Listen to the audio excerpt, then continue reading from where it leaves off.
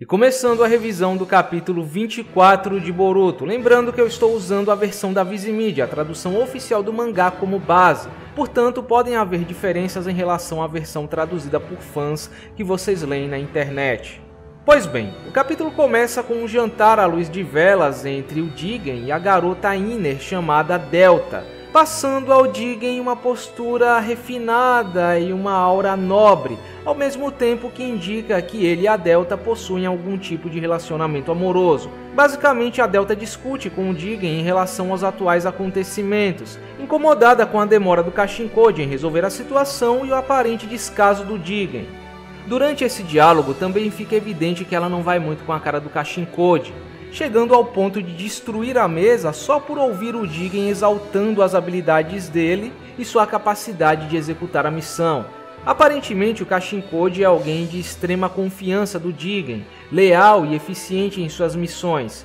E nesse momento o Jigen calmamente, como se não fosse nada, estende a mão e faz com que apareça uma nova mesa com vinho, taças, comida e tudo mais, como se nada tivesse acontecido. Mas o detalhe interessante é que a mesa original ainda estava ali, como se ele tivesse materializado uma nova mesa do nada, ou trazido de alguns segundos no passado. Eu até tenho alguns palpites sobre como essa habilidade funciona, porém prefiro deixar isso para o final do vídeo.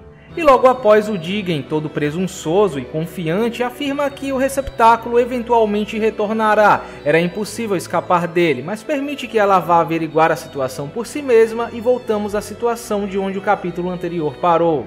Em resumo, o grupo de Konoha ainda tenta entender o que está acontecendo e qual a razão daquele garoto, Kawaki, possuir o mesmo selo do Boruto.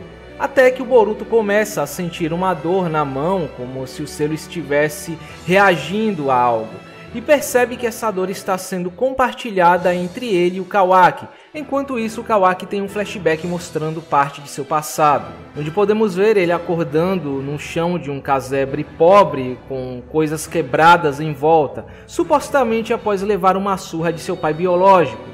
Ao mesmo tempo que presencia o seu pai, um homem vulgar e de aparência maltrapilha, aparentemente alguém que vive bebendo o dia todo, o vendendo para um homem encapuzado, sem demonstrar qualquer traço de remorso e arrependimento no que está fazendo, afirmando que o Kawaki era alguém vazio e sem valor, a não ser servir como seu saco de pancadas. Até perguntando se o encapuzado era Deus ou algo assim por ter dado tanto dinheiro em troca de um pirralho insignificante. E logo após, o encapuzado, já em posse da custódia do Kawaki, tenta animá-lo e tranquilizá-lo, dizendo que até agora ele só teve emoções terrivelmente dolorosas, superou tudo muito bem, mas que era o fim de tudo aquilo, porque a partir de agora ele seria o seu pai, assim tirando o capuz e revelando-se como Jigen em uma cena um tanto sombria, dando um close no rosto nem um pouco amigável do Jigen, ilustrando perfeitamente como Kawaki saiu do fogo para entrar no inferno. Esse trecho por si já diz muito, não só sobre o Kawaki, mas também sobre como a organização Kara opera, sendo uma organização muito mais pé no chão e realista em comparação a Akatsuki, valorizando a discrição e uma postura inicialmente justa e civilizada, onde o dinheiro sempre parece ser uma solução viável, nem sempre recorrendo à barbárie para resolver qualquer problema, o que combina com essa postura nobre que o Jigen tenta passar. Seria muito fácil para o Jigen matar o pai do Kawaki, mas suborná-lo literalmente comprando a guarda do Kawaki é uma solução muito mais vantajosa, segura, simples e discreta do que criar toda uma cena fazendo parecer um acidente e sequestrar o garoto, exatamente como muitas máfias reais agem. Normalmente elas não matam a esmo, indiscriminadamente, sem um motivo justificável dentro de seu código de conduta, ou usam a força para conseguirem o que querem logo de cara, mesmo que sejam capazes disso. Sempre vão optar pelo suborno como a solução mais segura e confortável antes de tomar medidas drásticas. Essa é uma das características que separa o crime organizado das gangues de rua. E dinheiro não deve ser problema para uma organização que conseguiria comprar um país. Para o pai do Kawaki pode ter sido muito dinheiro, mas para a organização Kara pode ter sido mixaria. E nessa situação em especial é extremamente vantajoso, o Jigen consegue a confiança do Kawaki sem problemas. Pelo fato do pai dele tê-lo abandonado de maneira consensual, não houve uma separação forçada com o garoto presenciando a morte de seu pai e ao mesmo tempo consegue a guarda legal do garoto sem qualquer empecilho. Afinal, os tempos são outros e eles precisam se adaptar a essa nova sociedade. Mas qual seria a razão do Jigen ter adotado um garoto aparentemente ordinário como Kawaki? Não foi por ele possuir o selo Karma, pois, como pode ser visto claramente no close na página 13, ele ainda não possuía o selo Karma, foi algo que ele ganhou posteriormente. O Kawaki estaria predestinado a receber o selo ou talvez possua alguma característica ou linhagem especial necessária para resistir ao selo ou alguma profecia relacionada a ele? Enfim, como eu já havia dito em outros vídeos, certamente o Kawaki seria um completo extremo oposto ao Boruto em todos os sentidos. Esse trecho traça um paralelo interessante sobre como Boruto e Kawaki foram criados. Enquanto Boruto nasceu em berço de ouro, descendente de um dos grandes clãs de Konoha, filho do Hokage, cresceu em uma família feliz e é amado por todos, é talentoso, etc. O Kawaki é um Zé Ninguém, viveu na miséria, com um pai abusivo capaz de vendê-lo, e como o próprio pai dele dá a entender, ele é um zero à esquerda, sem qualquer valor, um estorvo.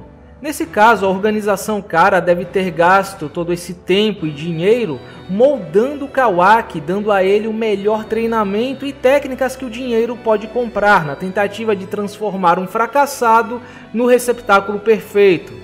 Por isso eles dizem que gastaram muito tempo e dinheiro para criar o receptáculo, o que também deve ter exigido um grande esforço e trabalho duro da parte do Kawaki em cultivar suas habilidades.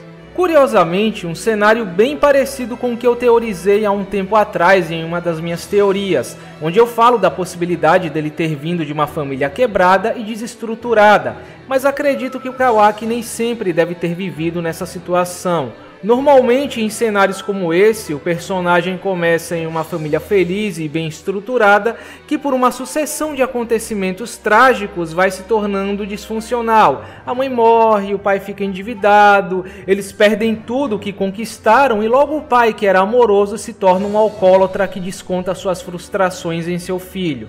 Ainda espero ver muitos trechos e detalhes do passado dele à medida que a obra for progredindo, tanto o que acontece antes dele ser acolhido pelo Jigen, quanto o que acontece depois dele ser acolhido pelo Jigen. E continuando, quando o Jigen está prestes a tocá-lo no flashback, o Kawaki no presente começa a acordar com uma reação violenta, causando o que parece ser uma explosão de chakra, criando uma cratera onde ele estava e fazendo com que todos se afastem.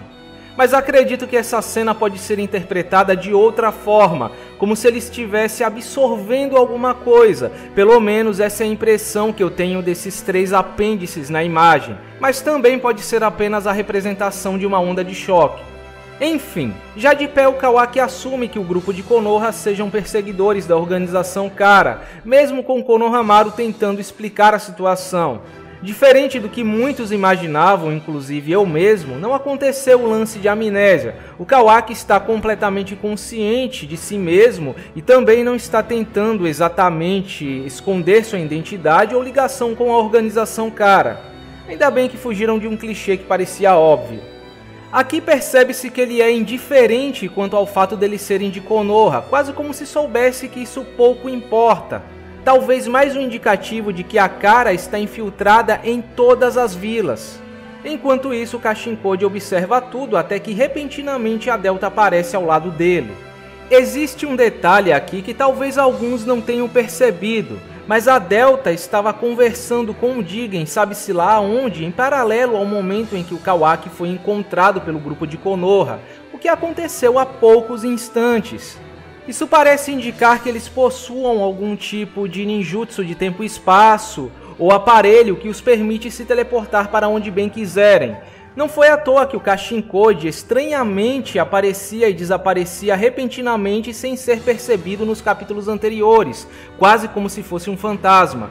Bom, depois de uma rápida troca de farpas, o Kashinkode pergunta se a Delta estava acompanhada por algum agente externo, um Alder.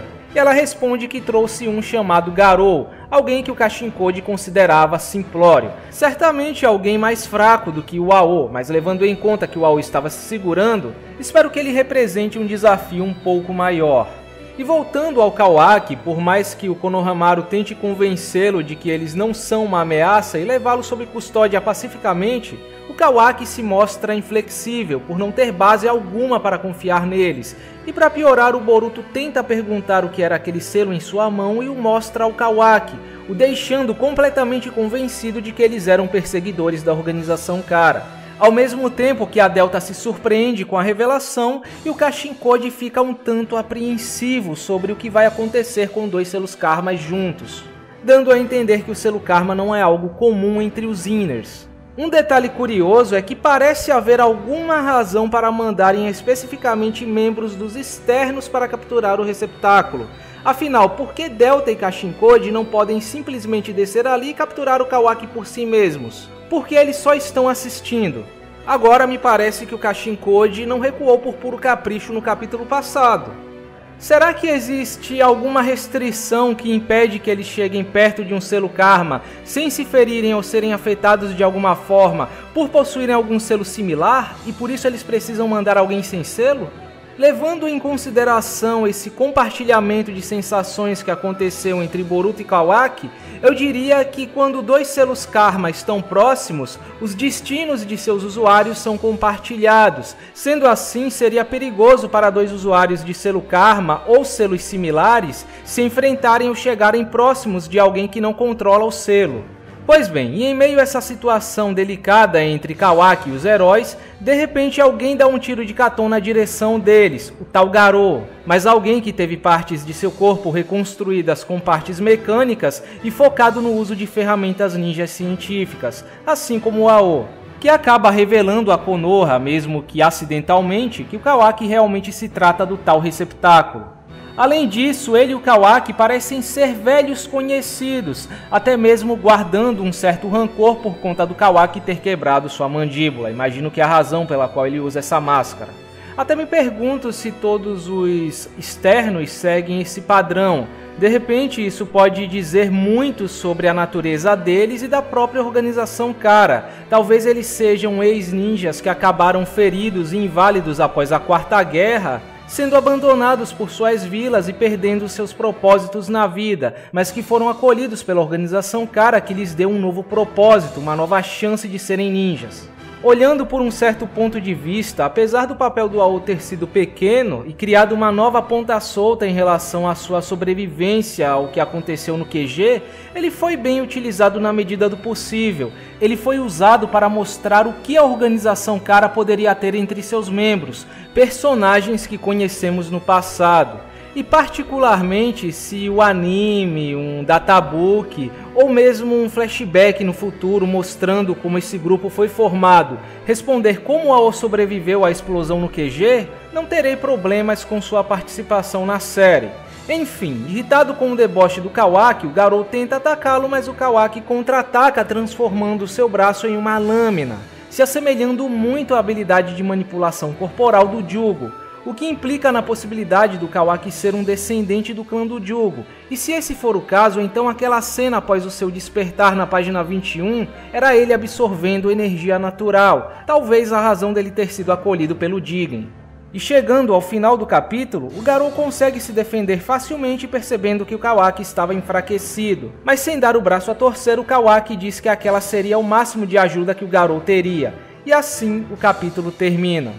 Agora, terminando o vídeo, quando se achava que tudo teria sido resolvido no capítulo passado, não sairia mais nada dessa situação, não apareceria mais nenhum novo inimigo e apenas aconteceria o clichê padrão nesse tipo de situação, o Kawaki, sem memória ou escondendo sua verdadeira identidade, sendo levado até Konoha e mais uns 4 capítulos focados em Slice of Life, vem esse capítulo continuando essa série de eventos indo contra qualquer senso comum. Esse capítulo sozinho deu tempo de tela a 2 Inners, onde podemos conhecê-los melhor, Introduzir um deles na situação atual entre Kawaki e o grupo de Konoha, fez uma ótima introdução ao Kawaki mostrando partes de seu passado, assim como sua personalidade e habilidades, já o colocando para enfrentar um inimigo logo de cara e de quebra ainda criou um clima de suspense, colocando o grupo de Konoha numa situação extremamente tensa e já dando um gancho para a batalha que veremos no próximo capítulo. E tudo isso em apenas 41 páginas. Eu tô até impressionado como o ritmo do mangá anda fluido nesses 2 últimos capítulos. E eu dou um destaque especial ao fato do capítulo ter dado uma melhor noção dos perfis desses novos personagens, dando detalhes envolvendo suas personalidades, habilidades e aparência, em especial o Jigen, que ao meu ver foi a estrela desse capítulo. Logo na primeira página já é visível um símbolo nas costas do Jigen, o mesmo símbolo do Kawaki na página colorida, que lembra muito uma das fases da lua, chamada minguante gibosa, assim como o símbolo da família secundária dos Otsutskis lembra uma lua crescente. O conceito é muito similar, pode ser apenas um detalhe sem importância ou uma pista da ligação entre o Jigen e os Otsutskis, ou talvez uma facção separada do clã principal. Eu ainda não descarto a possibilidade do Jigen ser um Otsutsuki que tenha estado observando a Terra e planejando há milênios enquanto se disfarça de ser humano. Ele certamente age de maneira muito parecida com os Otsutskis que vimos até agora, e tem o mesmo tipo de aura de nobreza e bons modos. Quem sabe o pai do Kawaki perguntando se ele seria um deus tenha sido um aceno, uma pequena insinuação do autor para essa possibilidade nas entrelinhas. Não que isso signifique alguma coisa, porque também existem os tais anciões citados pelo Kashin Code, que parecem os reais líderes por trás da organização. Talvez o Jigen seja apenas um porta-voz deles. E por falar na postura do Jigen, ele se mostra com um visual e postura bem opostos.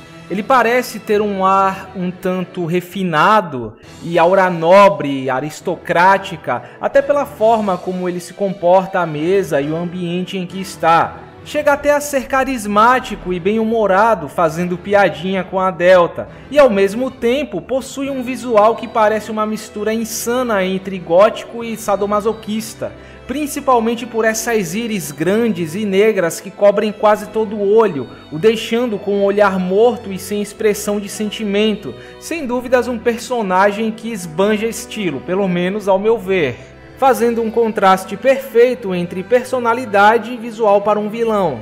Ele só precisa ter a imponência, o charme e a elegância de um gangster. Não necessariamente ter a aparência que vai fazer com que ele tenha um monte de fãs postando fanarts dele pela internet. Afinal, um olhar sinistro e uma aparência distorcida fazem todo sentido para o líder de uma organização oculta do submundo. Ele até me lembra um pouco o Lucifer de Hunter x Hunter nesse aspecto. Porém, o detalhe mais interessante sobre ele aqui é essa mesa que ele invocou.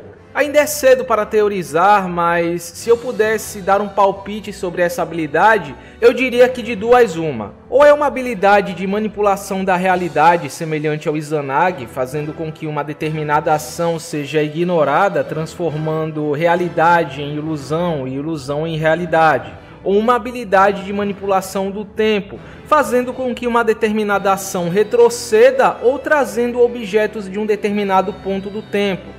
O que está dentro das possibilidades mostradas até o momento. Como vimos no capítulo 10, o tempo parou quando o Momoshiki dá o selo Karma ao Boruto.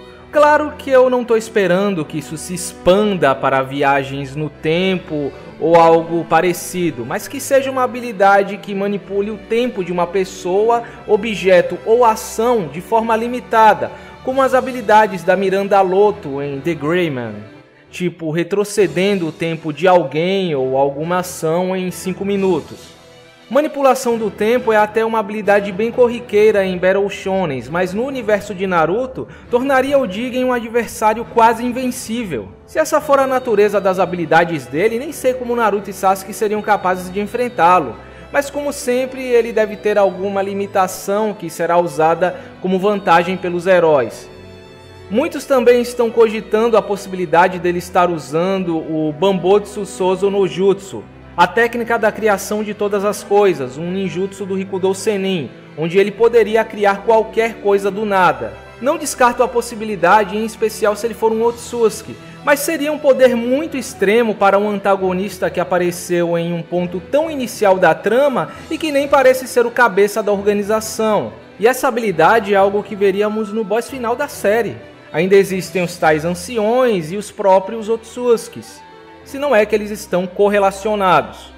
A Delta acredito que não tem muito o que se observar, a não ser o destaque mais detalhado em seus olhos, que realmente parecem doujutsus. Mas visto o foco atual na tecnologia e as ferramentas ninjas, não seria estranho que esses olhos na verdade fossem ferramentas ninjas. Pelo menos acredito que é a possibilidade mais provável. Ela também apresenta ter um temperamento mais forte, é emocional em suas respostas, mais decidida e obsessiva em relação ao receptáculo, se comparada ao Jigen todo presunçoso e confiante. Talvez por eles terem um relacionamento, ela está mais propensa a questioná-lo dessa forma enérgica. Mas acredito que ela vai cair no velho estereótipo comum em mangás e animes de mulheres muito obsessivas e emocionais, ainda mais mulheres de antagonistas, sendo facilmente manipuladas ou afetadas por eles. Na certa, ela não passa de um brinquedo para o Jigen.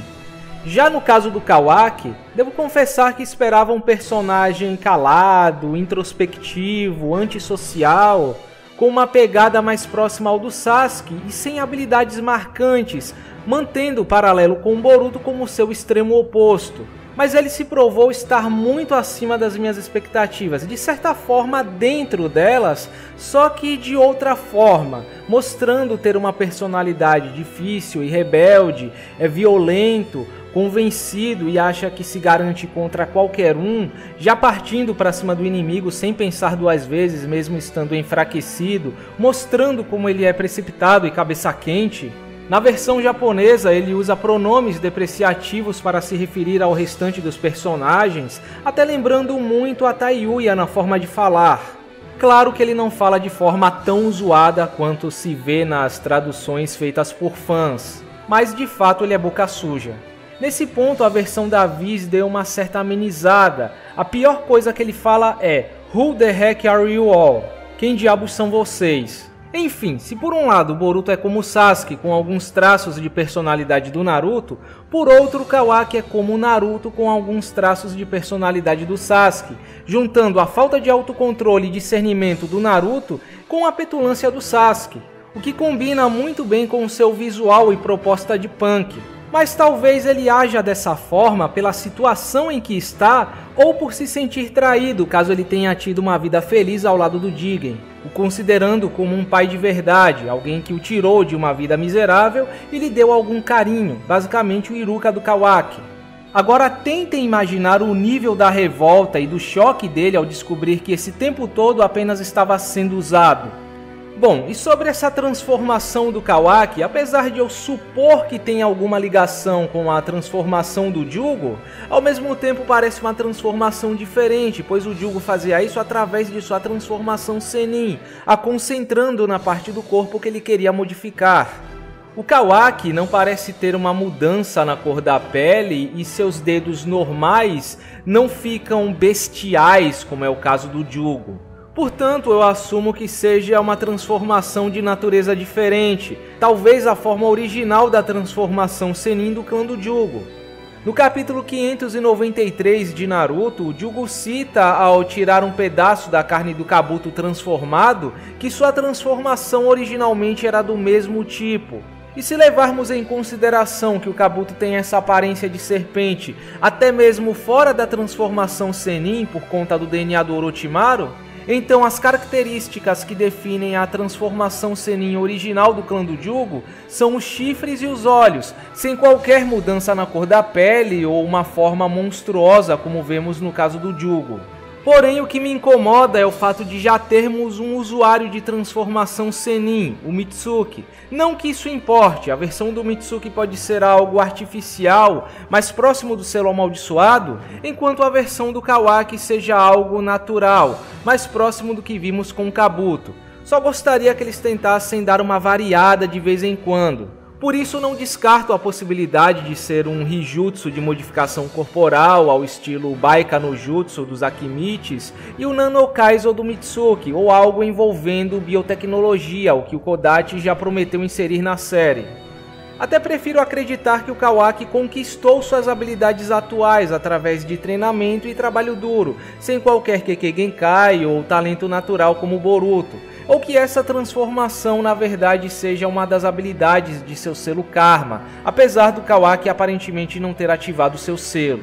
Bom, em questão de arte eu acho que não tem muito o que se comentar, não houve nenhum ponto positivo ou negativo em especial que eu deva destacar aqui, a não ser que o capítulo teve uma melhor apresentação em comparação aos capítulos anteriores, mais detalhes no jogo de luz e sombra, e uma maior presença de cenários, de planos de fundo que estava faltando nos capítulos mais recentes, cheios de fundos brancos e mortos.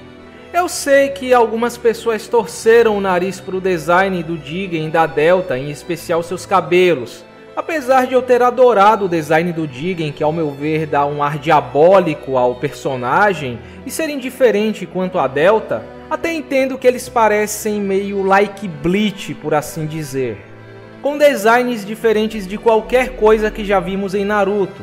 Mas eu acho que devemos levar em consideração que pelo menos o Ikemoto está tentando fazer algo diferente, criando um design único que nunca vimos em Naruto. Afinal, vocês queriam o quê? Que os membros da Kara se parecessem com a Akatsuki, com pequenas mudanças cosméticas, ou fossem tão genéricos e simples quanto o Itachi e o Sasori? Por mais que eu seja fã de Naruto e ainda prefira o traço do Kishimoto ao do Ikemoto, tenho que admitir, os designs do Kishimoto eram preguiçosos, feitos para serem práticos e fáceis de desenhar.